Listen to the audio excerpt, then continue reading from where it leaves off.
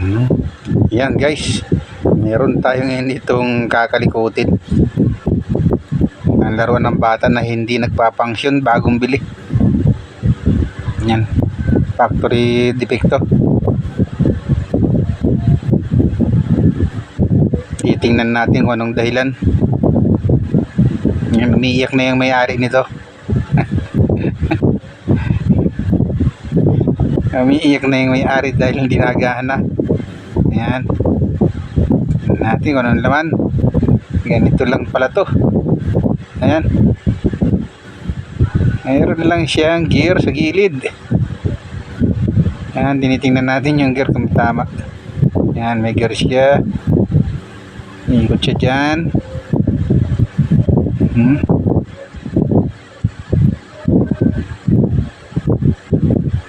Ayan.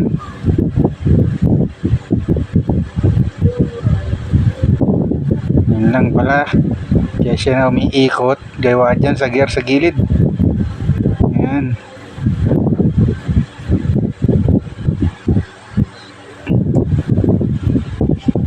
Ilagay ulit natin para malaman natin kung bakit pumapalpak ito, bakit pumapalya.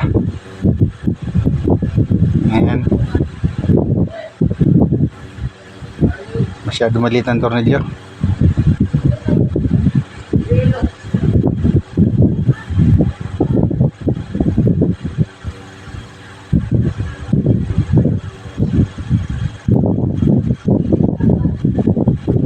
Yan, lagay na natin. Tingnan natin kung anong nangyayari. Bakit umiiyak yung may-ari nito? Okay, ito yung switch. Ayan. Oh.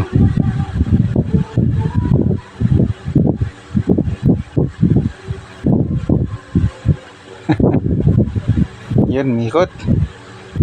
Humihinto siya. Ibig sabihin, sumasabit. May sinasabitan siya. Hanapin natin kung saan sumasabit to. Biglang umaangat yung gear.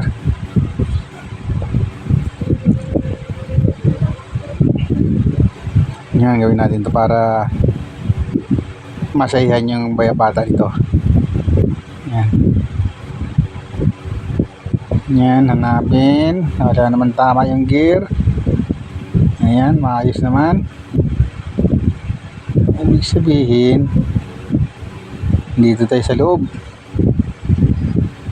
Yan. Adjust natin muna yung gearing nito para lumapit talo siya dito sa gear ng pinaka plate nya. Ito yung gear na may motor eh. Yan, dito nakalagay. Luwagan lang natin tapos itulak natin pa gitna. Parang ganun lang na ginagawa ni paring Ting. Kaya hindi nagana yung gearbox. Tulak natin. Tulak sabay higpit ang tornilyo. Higpit natin tornilyo pagkatulak. Yan. Tingnan natin kung gagana siya, kung hindi na siya papalya.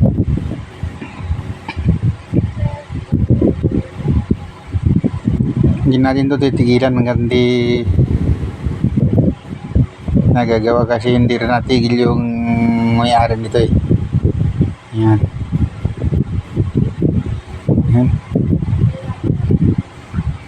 Kakabit natin siya dito.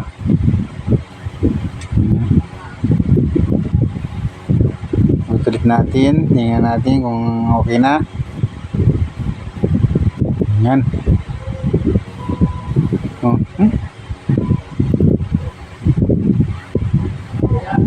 Anting sili pa.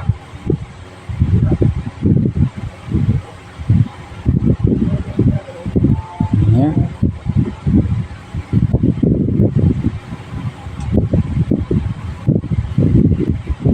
Yan. bawasan natin bahagya yung ano niya, pinaka bushing niya dito para medyo lumubog yung ating gear.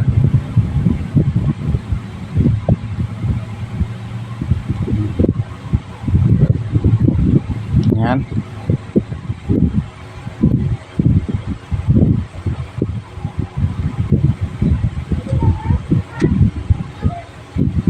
Ayan.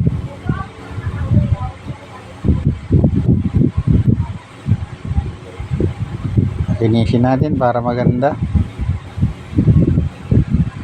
Kailangan makinis para magandang ikot. Ito yung pinaka spacer bushing na rin niya ito.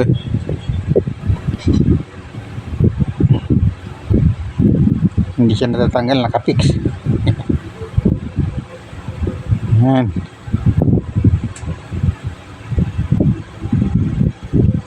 Okay.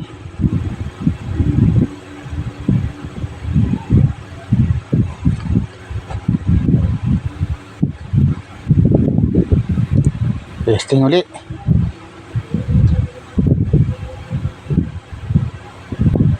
Hindi ko pati tornilyo. Pero parang nakikita ko yung umaangat-angat pa din. Ayan o. Sabihin, meron pa rin adjustment na kailangan dito. Pero testingin pa rin natin naka tornilyo. Ayan. Para makita natin kung ano talaga ang diferensya. Ayan.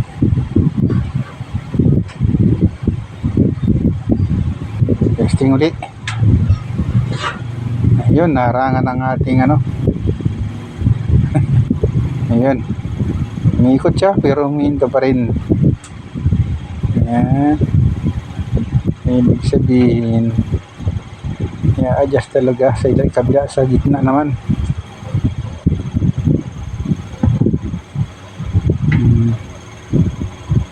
Meron siyang rampa na ginagalawan dyan. Ibig sabihin yun ang dapat nating bawasan.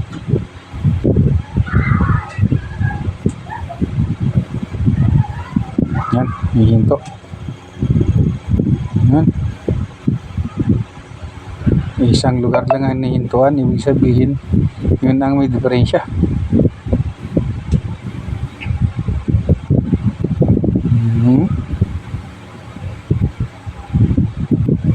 Yan. Tinandaan natin kung nasaan yung tama.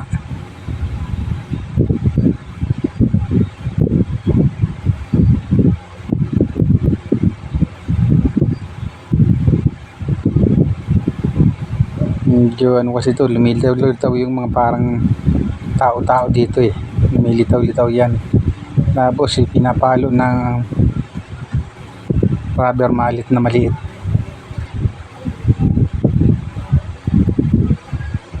Ayan. Sinilip.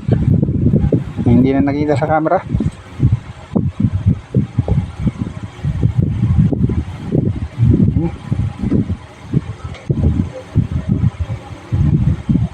Sinutok sa ilaw. Ayan, kaya pala nawala, sinutok na sa ilaw yan.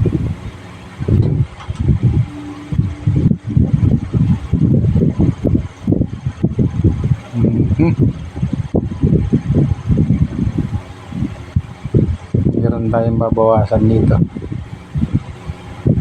Yan, pinabawasan natin gamit ang cutter blade. Cutter blade ang ginagamit natin sa pagbawas ng ramp. May rampa siya. Masyadong mataas ang rampa. Bawasan natin to. Pag hindi pa rin nakuha, bawasan pa ulit ng kaunti. Ayan.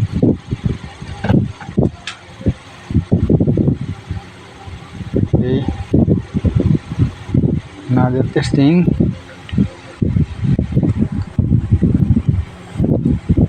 Tornilyo muna natin para hindi umaangat.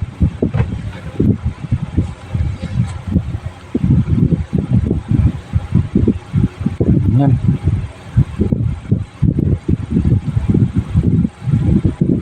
Okay, testing. Ayun, sumasabit pa rin.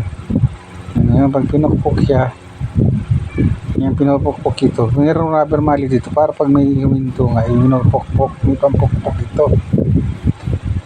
Pero parang hindi pa rin hindi pa rin ako satisfied doon sa pagkabawas. Kailangan bawasan mo ng konti. Hindi na lang para gumana siya ng maayos. Yan.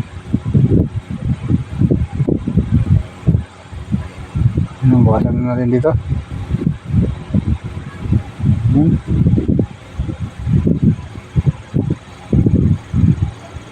Tinodo na. Tinodo na ang bawas. Yan. Sisiguraduhin ko na to. Natapos. Yan. Tapos, bila pa. Bali, 4 na rampa to. Babawasan natin. Para lumitaw dito yung nagpapalitaw-litaw ng mga parang tao-tao dyan. Yan. Okay. Lagay ko ay finish na to. Ayan. Ayos. Ayan.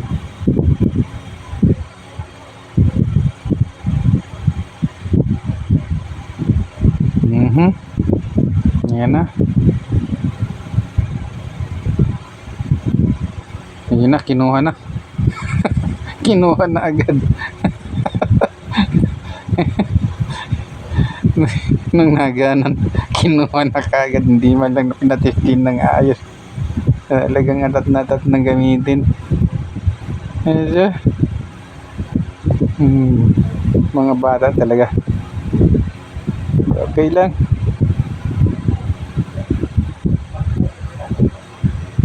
Thank you guys for watching. Ganito na lang ang ating video. Yan. Salamat sa mga nanood.